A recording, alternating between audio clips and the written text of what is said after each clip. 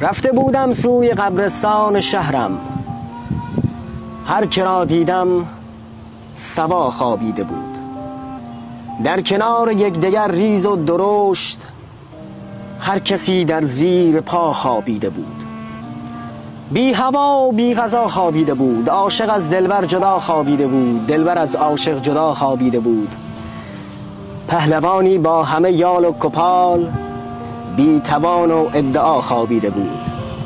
آن که دورش بود 10 پاچه خار، زیر گل در انزوا خوابیده بود.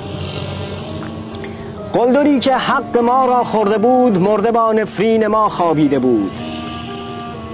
یا فقیری مرده بود از گشنگی، در کنار اغنیا خوابیده بود.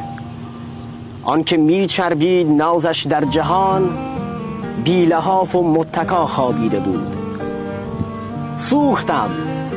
سوختم وقتی که دیدم تاجری در کنار یک گدا خوابیده بود.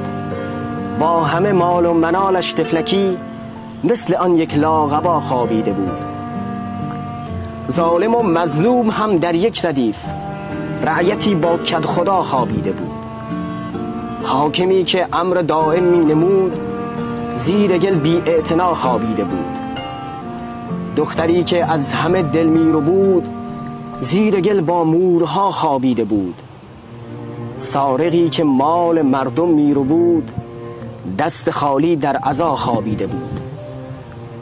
پس 2 دستی بر سر خود کوفتم، چون که دیدم هر که را خوابیده بود، توی قبری بی نوا خوابیده بود. خدایا تا پاکمون نکردی خاکمون نکن. تمام.